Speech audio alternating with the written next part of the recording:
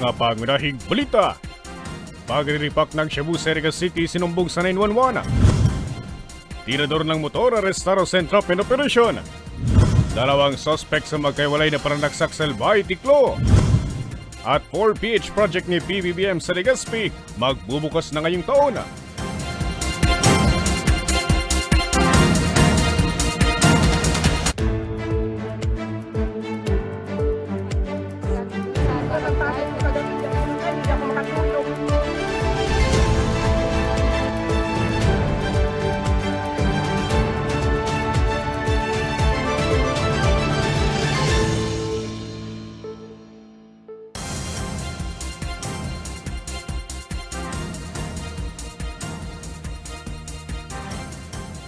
Magandang gabi. Narito na ang mga balitang dapat nyo malaman ngayong Lunes, ika-6 ng Oktubre. Huli ang dalawang lalaki na umano'y nagre-repack ng illegal na droga sa Iligas City matapos na isumbong sa 911. Kabilang daw ang mga suspect sa street-level drug personalities sa lungsod. May report si Angeline Dagta.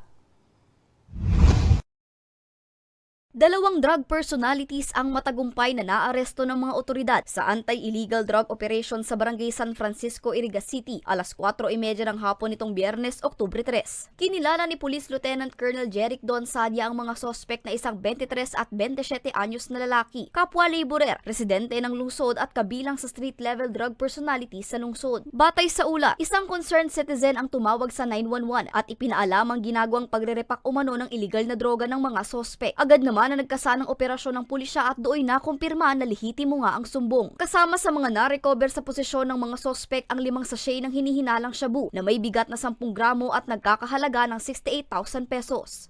Ito yung mga laborers, mga construction workers. Ito yung kanilang sideline or talagang mas malaki pa daw yung kinikita nila dito sa illegal drugs. Kaya ito yung activity nila. Aminado naman po sila.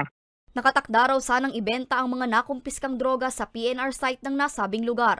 Unang-una, nagpapasalamat po tayo sa publiko, sa ating mga concerned citizens dito po sa Iriga, sa kanilang mga impormasyon sa pagpapaabot sa kapulisan ng mga illegal activities, particularly on illegal drugs. So yan po naging susi natin and we are still encouraging reports sa ating mga kapulisan pag meron pa silang mga information tungkol po sa illegal drug activities dito sa Iriga. Ganun po sa mga ating mga drug personalities. Again, niremind po sila ng ating mga otoridad na hindi po kami tumitigil at sana ay sila na ang tumigil mismo ng kanilang mga illegal drug activities para po hindi na sila matulad dito sa nahuli natin na nag-violate po ng ating batas illegal drug. Nasa kustudiya pa ng Irigas CPS ang mga sospek at naharap sa kasong paglabag sa RA 9165 o ang Comprehensive Dangerous Drugs Act of 2002. Para sa mga balitang tatak, Bicol, Angeline Dagta.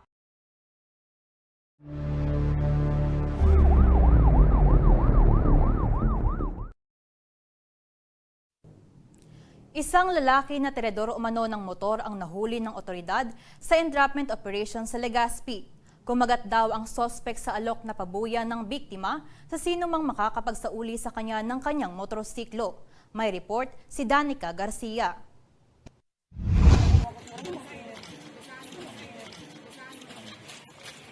Hindi na nakapalagpas sa otoridad ang isang lalaki na suspect sa pagtangay ng motorsiklo sa Bakakay, Albay matapos na makorner sa entrapment operation ng pulisya sa Purok 1, Barangay Orosite, Legazpi City, alas 11:20 ng umaga nitong Miyerkules, Oktubre 1. Kinilala ni Police Major Nino Aquiata ng suspect na si alias RJ, 27 anyos at residente ng lungsod. Batay sa ulat, nag-alok ng pabuya ang biktima sa sino mang makakapagbalik ng kanyang nawawalang motorsiklo na kinagat naman ng suspect. Pero itinimbre na pala siya sa pulisya na nagresulta sa kanyang pagkakaaresto.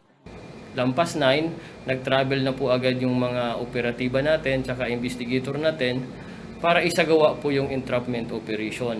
And fortunately, lahat po sumang-ayon sa plano natin. Nandun po yung magbebenta at naiabot po successfully nung complainant yung kabayaran. Nung inabot nung kinuha na po nung suspect yung bayad, yun na po nagsitakbuhan yung operatiba natin at put into arrest yung suspect po natin. Nasa kustudiya na siya ng Bakakay MPS at nahaharap sa kasong Anti-Carnapping Act of 2016. Maging responsible tayo na mga vehicle and motor owners.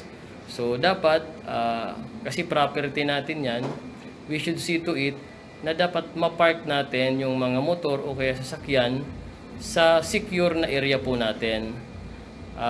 Doon naman po sa mga prevention tips natin, kung if ever na nakawan po tayo kaagad, huwag po tayo mag-atubili na mag-report po kaagad sa station.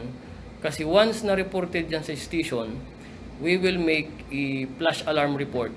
No?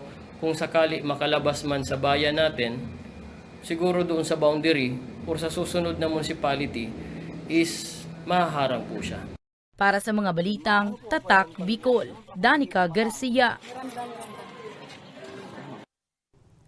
Nang dahil sa selos, himas rehas ang isang lalaki matapos nasaksakin ang kanyang kaanak na si Q sa Rapu-Rapu, Albay. Sa Legazpi City, patuloy na pinaghahanap ang isang lalaki matapos na manaksak dahil sa hindi daw siya nabigyan ng balato. May report si Mel Moral. Arestado ang isang 39 anyos na lalaki na sospek sa pananaksak sa kanya pa man mismong kaanak sa Purok 4 Barangay Poblasyon, Rapu-Rapu, Albay, pasado alas 9 ng umaga noong Huwebes, Oktubre 2. Base sa ulat ng pulisya, nagtungo ang sospek sa bahay ng biktima matapos na may magsumbong umano sa kanya na naroon ang kanyang kinakasama. Itinanggi naman ito ng biktima pero sa pilitang pumasok ang sospek sa bahay at doon na nakita ang kanyang kinakasama sa loob ng isang nakarolyong banig. Siguro dahil sa silakbo ng damdamin at selos is kumuha ng panaksak at sinaksak niya itong biktima. Patuloy pa rin na ginagamot ang biktima sa Sorsogon Provincial Hospital habang nasa kustodiya na ng Rapu-Rapu MPS ang sospek para sa kaukulang disposisyon.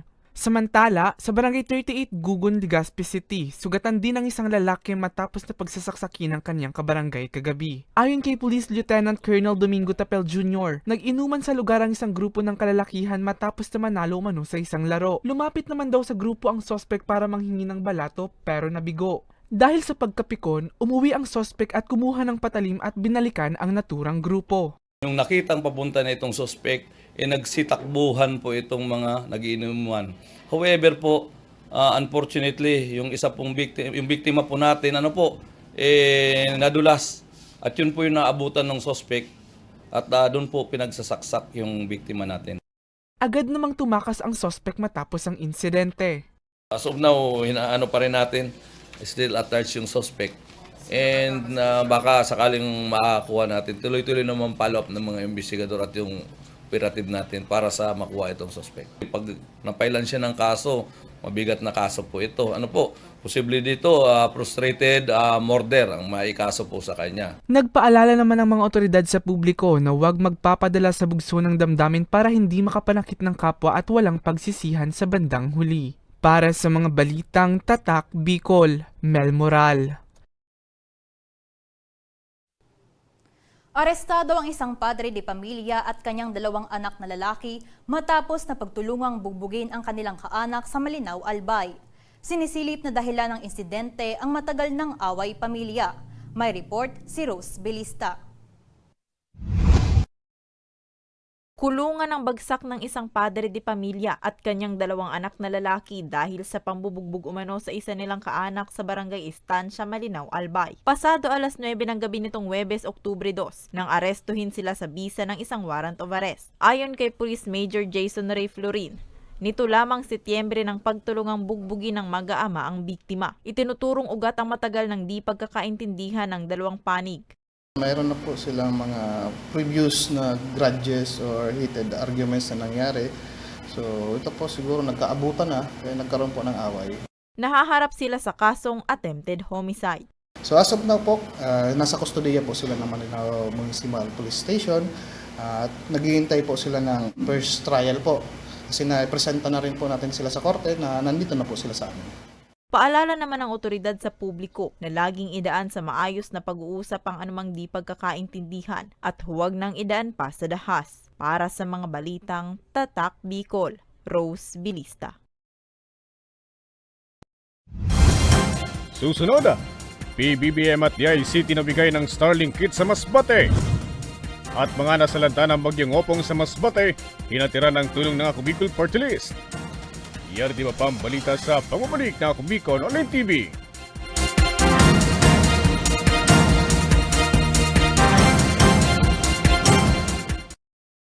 Libo-libo na ang mga nabigyan ng tulong medikal. Bata, matanda, kahit sino man, lahat ng mga may karamdaman, may maaasahan. Nagpapasalamat sa Ako Bicol Party List. Hindi po namin makakalimutan ang tulong na dinala ninyo dito sa aming bayan. Maraming salamat po. Dahil iisa lang ang tunay na nagmamalasakit. Ako Bicol, katabang na, kasurog pa. Problema sa tubig, agarang binigyang solusyon. Nagpatayo ng mga solar-powered water supply system sa mga liblib na lugar. Libre, malinis at maaasahang supply ng tubig 24/7. Dakulaon ng pagpapasalamat niya mo dahil may kamalilingan habang kami nabubuhay. Dakulaon nining tabang para sa gabos na tao digdi. Salamat po. Para sa ating mga kababayang nasa laylayan, Ako Bicol, katabang na, kasurog pa. Tucked away in the province of Albay, known for its perfectly shaped Mayon volcano, Misibis Bay Resort, a locally owned 5-hectare private island resort. The resort is ready for all those looking to balance tranquility and adventure. This tropical destination is where guests can either choose to relax under the palm trees or have an adventure under the sun. It features modern and luxurious rooms and villas, recreational facilities, and sophisticated services.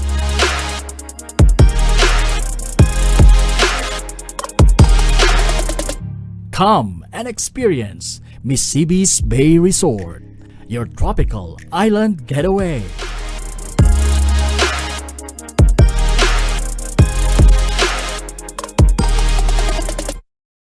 Daan-daan na po ang mga nakapagtapos at may mga kanya-kanya ng propesyon. Sa kanilang pagpupunyagi, walang masidlan ang kanilang mga ngiti. Yun at sa Gabos, nagpapasalamat po ako sa AKB.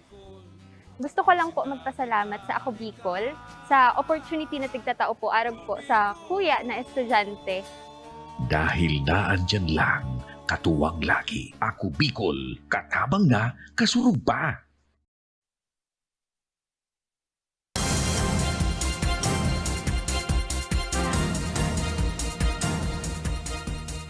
Nagbabalik ang Ako Bicol Online TV. Namahagi ng mga Starlink kits si Pangulong Bongbong Marcos Jr. at ang DICT sa Masbate na labis na sinalanta ng bagyong Opong. Bukod dito, nakatakda pang magpadala ng karagdagang Starlink kit ang kagawaran para sa mas maayos na linya ng komunikasyon sa lalawigan. May report si Hercules Barbacena. Namigay ng 19 na Starlink kit ang Department of Information and Communications Technology o DICT sa Masbate kamakailan, matapos ang pananalasa ng bagyong Opong sa lalawigan noong Setyembre 26. Ayon kay Engineer Carmela Valencia, 10 Starlink ang ibinahagi ni DICT Secretary Henry Aguda, 8 ang mula sa kanilang opisina at 1 ang mula kay Pangulong Bongbong Marcos Jr. na ibinigay sa Masbate Provincial Hospital. Namahagi rin aniya ang kagawaran ng solar panel, 2 genset para sa kanilang inilatag na power stations, at naglatag din sila ng Mobile Disaster Hub. For the immediate restoration ng connectivity sa whole province, yun yung ano natin. And then to help din dun sa yung pagkawala ng kuryente para ma-charge yung mga devices or other immediate na kailangang ma-charge natin. Dagdag pa niya, may ilan silang tauhan na pansamantalang mamamalagi sa lalawigan para magbigay tulong sa mga apektadong mamamayan. Magtulungan lang po tayo sa pag-build.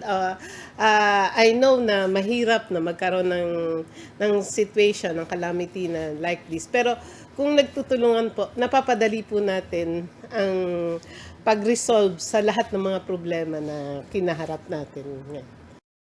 Kaugnay nito, may mga darating pa umanong karagdagang Starlink kit sa lalawigan sa mga susunod na araw. Para sa mga balitang Tatak Bicol, Hercules Barbacena.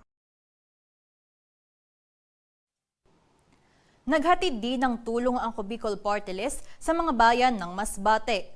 Umabot sa mahigit sa 8,000 pamilya ang nabigyan ng bigas. Naglatag din ang partido ng charging station at namahagi ng mainit na makakain. May report si May Encinares. Personal na naghatid ng tulong kamakailan ng Ako Bicol Party List sa mga nasalanta ng bagyong Opong sa mga bayan ng Usod, Palanas, Milagros, Mandaon, Balud at Mobo Masbate. Bit-bit ng partido ang sako-sakong bigas para sa mahigit 8,000 apektadong residente. Ilan sa mga nabigyan ng ayuda si Nanay Rubilin at Tatay Erlin ng Barangay Tabuk, Mobo Masbate, na ilan lamang sa libu-libong pamilya na nawala ng bahay at hanap buhay. Magtaano naman sa umpisa para makabahon. Tapos mag-pray na rin para wala nang darating pang mga sakuna pa. Maraming salamat po sa mga tulong na namin natanggap ngayon. Malaking tulong po talaga ito. Sa mga sponsor ko, maraming salamat po. Wala, kung sino man nagpapatrabaho, part-time, para may makain yung pamilya ko. Wala namang ubos nga eh. Wala, kahit dito, walang mapagkakitaan eh. Maraming salamat. Sana huwag kayong magsawang tumulong. Lalo-lalo na sa katulad sa amin ng mga nasalanta ng bagyo. Yun lang, maraming salamat sa lahat ng tumutulong. Para sa kagawad ng barangay, malaking bagay ito lalo pat labis silang sinalanta ng bagyo at nag-uumpisa lamang na bumangon sa buhay. Priority po muna yung mga totally damaged po talaga, ma'am. Pero kami po, aim po namin na mabigyan po lahat. Kasi wala naman pong pinili ang bagyo, lahat naman po napinsala. Laking tulong po sa kanila ito, ma'am. Sabi ko nga po, hindi po talaga magpasalamat sa Ako Bicol. Kasi yung naibigay na bigas po ngayon, malaking tulong na maka-forward kahit konti. Base sa datos ng partido, mahigit 2,000 pamilya ang nabigyan ng bigas sa Mobo, 892 sa Balud, 910 sa Mandaon at 1,100 sa Milagros. Bukod naman sa mga ipinamigay na bigas, namahagi rin sila ng hot meals at naglatag ng free charging station. Para sa mga balitang Tatak Bicol, May Encinares. Magbubukas na ngayong taon ang Residencia de Legazpi o ang 4PH program ni Pangulong Bongbong Marcos Jr. Prioridad ng pabahay ang mga aktibong miyembro ng Pag-ibig na residente ng lungsod. Narito ang buong ulat. Inaasahang magbubukas ngayong taon ang Residencia de Legazpi sa Barangay Humapon, Legazpi City. Ayon kay Councilor Butch Lucila, ang chairperson ng Committee on Urban Planning, Housing and Resettlement, isang condo-type residential building ang proyekto na may 120 units. Bawat unit naman ay may sukat na 27 square meters at nagkakahalaga ng 1.3 million pesos. Posible daw na ma-turn over na nila ito sa mga kwalipikadong benepisyaryo ngayong buwan o bago mag-2026. Sa ngayon po, ang nangyari is first come, first serve, tapos mag-qualify sa Pag-ibig, and then after that po, mag-raffle na sila.